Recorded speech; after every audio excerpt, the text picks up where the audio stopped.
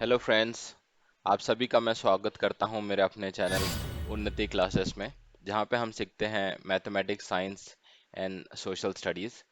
सो आज मैंने सोचा कि मैथ्स पे एक वीडियो बना लेते हैं, क्योंकि जब हम मैथ्स पढ़ते हैं तो हमारा सामना बहुत सारे सिंबल्स के साथ होता है, और जिसमें से बहुत सारे सिंबल्स ऐसे होते हैं जिसको हमें पता ही नहीं होता इसको बोलते क्या है और इसको यूज़ कैसे करते हैं और इसका मतलब क्या है।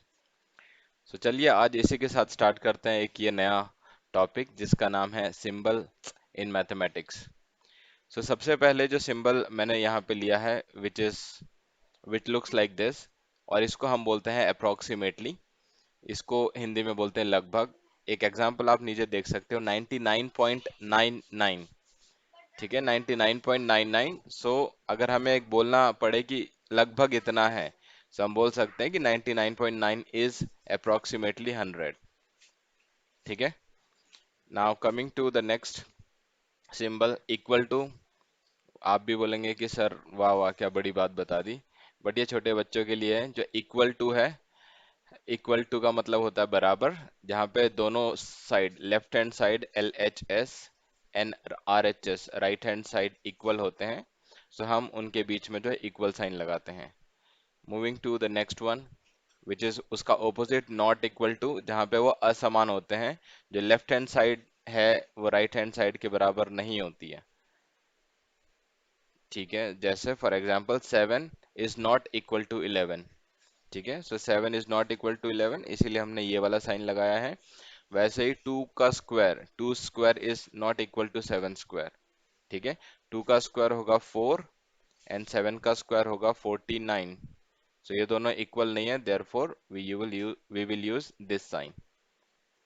नेक्स्ट पे आते हैं, this is interesting, this is belongs to. ये जब आप थोड़े हायर क्लासेस में जाते हैं, क्लास 8, 7, 8, 9 के आगे जाते हैं, तब आपको ये वाला सिंबल देखने मिलेगा। इसको हम बोलते हैं बिलोंग्स टू। बिलोंग्स टू मतलब ये जो नंबर है इस कैटेगरी को बिलोंग करता है। सो उस टाइम पे हम इस सिंबल को यूज करते हैं। For example, we know that 2 is a natural number, right. So natural number क्या होते हैं? नेचुरल नंबर वो होते हैं जो 1 से स्टार्ट होते हैं। सो नेचुरल नंबर कहाँ से स्टार्ट होते हैं? It starts from 1, 2, 3, 4, 5 and goes till infinity. So अगर आप देख रहे हो जो 2 है वो एक नेचुरल नंबर है, तो वही हमने यहाँ पे लिखा है 2। This is called as belongs to, 2 belongs to natural number. ठीक है, यहाँ पे मैंने नीचे लिखा भी है, we will read it like 2 belongs to natural numbers. अब इसका ऑपोजिट आएगा, this is not belongs to. Not belongs to मतलब ये जो नंबर है इस कैटेगरी में बिलोंग नहीं करता है।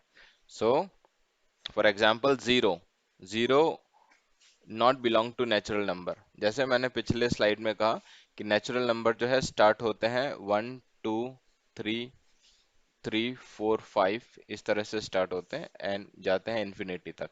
अगर आप यहाँ पे देखोगे तो नेचुरल नंबर में जीरो नहीं आता। दैट्स वाई मैंने लिखा है कि zero is not equal to natural number. ठीक है, जीरो नॉट बिलोंग टू और not belong to natural numbers. ठीक है, नेक्स्ट आते हैं। ये भी छोटे बच्चों का है, ये क्लास फर्स्ट सेकंड में या उससे पहले ही बता देते हैं, बट एक बार देख ही लेते हैं। This is greater than, 6 is greater than 2, less than, so 3 is less then 7। इसमें ज़्यादा समझाने की कोई ज़रूरत नहीं है। ये है ये भी आता है जब आप क्लास 6 के बाद जाते हैं, राइट, 6, 7, 8 में रहते हैं, तब आप ये पढ़ते हैं ग्रेटर देन और इक्वल टू। सो यहाँ पे मतलब दो कंडीशन होती है, कोई एक नंबर है जो उससे बड़ा हो या फिर इक्वल हो। ठीक है, अगर जैसे यहाँ पे लिखा है ग्रेटर देन एंड इक्वल, जैसे सिंबल है विच इज लेस देन और equal to. So less than और इक्वल टू मतलब या तो उससे छोटा हो या उसके बराबर हो। ठीक है, नाउ नेक्स्ट। ये भी आप जब बड़ी क्लासेस में जाते हैं, 8, 9 के आसपास, 7, 8, 9 के आसपास, तब आप ये देखते हैं देयर फोर। जब हम कोई क्वेश्चन सॉल्व करते रहते हैं, हमें पता रहता है इसके बाद ये वाला स्टेप आएगा, सो हम इसको लिखते हैं देयर फोर। ये मैं बहुत ज़्यादा पर्सनली यूज़ करता था। एंड इसका अगर उल्टा यहाँ पे देखो कि एक डॉट ऊपर है दो नीचे है, उसको देयरफॉर बोलते हैं, बट अगर दो डॉट ऊपर है एक नीचे है, सो बिकॉज। ये आंसर आया बिकॉज ऑफ दिस। ठीक है, because this line is parallel to this. ठीक है, उस तरह से हम इसको यूज कर सकते हैं बिकॉज ये होता है इम्प्लाइज। ये भी जब हम नया स्टेप लिखते हैं तो तब हम इसे यूज कर सकते हैं कि दिस इम्प्लाइज दिस इस, ठीक है, इसके बाद ये वाला स्टेप है। अगर दोनों साइड एरो है तो उसको हम बोलते हैं इम्प्लाइज एंड इम्प्लाइड बाय।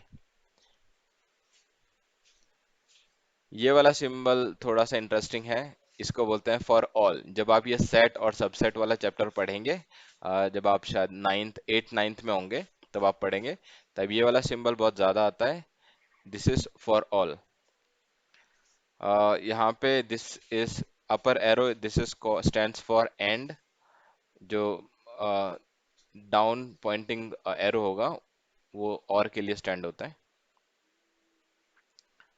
ये वाला जो सिंबल है ये आपका सेट एंड सबसेट वाले चैप्टर में आप पढ़ोगे। सो इस तरह का symbol stands for subset of, this is stands for superset of. ये U like stands for union, ठीक है। और अगर ये उल्टा बना हुआ है तो उसको बोलते हैं हम इंटरसेक्शन। अगर दोनों कर्ली ब्रैकेट है वो उसको हम बोलते हैं सेट, ठीक है। और ये वाला जो सिंबल है ये भी आएगा बहुत ज्यादा जब आप जो है फिजिक्स में बहुत बार यूज होता है, मैथमेटिक्स में बहुत बार यूज होता है ये। सब प्रोपोर्शनल टू, मतलब अगर आप लेफ्ट हैंड साइड को बढ़ाएंगे सो राइट हैंड साइड भी बढ़ेगी। मतलब इसको लेफ्ट हैंड साइड में आप जो भी चेंजेस करोगे वो इक्वली प्रोपोर्शनल, वो उतनी ही वैल्यू ऐड करेगा राइट हैंड साइड में, ठीक है। जैसे अगर स्पीड है, अगर आप मोटर बाइक स्लो चलाओगे तो वो डिस्टेंस स्लो कवर करेगा, बट अगर आप स्पीड ज्यादा भगाओगे तो वो डिस्टेंस ज्यादा कवर करेगा। तो हम बोल सकते हैं कि speed is directly proportional to the distance. यहाँ पे ये वाला जो सिंबल है स्टैंड्स फॉर स्क्वायर रूट। जब हमें किसी नंबर का स्क्वायर रूट पता करना है, फॉर एग्जाम्पल 49, 49 का स्क्वायर रूट क्या होगा? 7, ठीक है। क्योंकि जो 49 है वो किसका स्क्वायर है? 7 का है। यहाँ पे क्यूब रूट, क्यूब रूट इस तरह से लिखा जाता है, जब स्क्वायर रूट लिखते हैं तो यहाँ पे 2 या कुछ नहीं मेंशन करते हैं, कर भी सकते हैं, कोई प्रॉब्लम नहीं है। बट अगर नहीं कर रहे हैं तो it clearly means that question में हमको जो है स्क्वायर रूट के बारे में पूछा गया है। बट अगर आपको क्यूब रूट लिखना है तो यहाँ पे आपको 3 लिखना ही पड़ेगा। अगर आप ये नहीं लिखोगे तो स्क्वायर रूट बन जाएगा।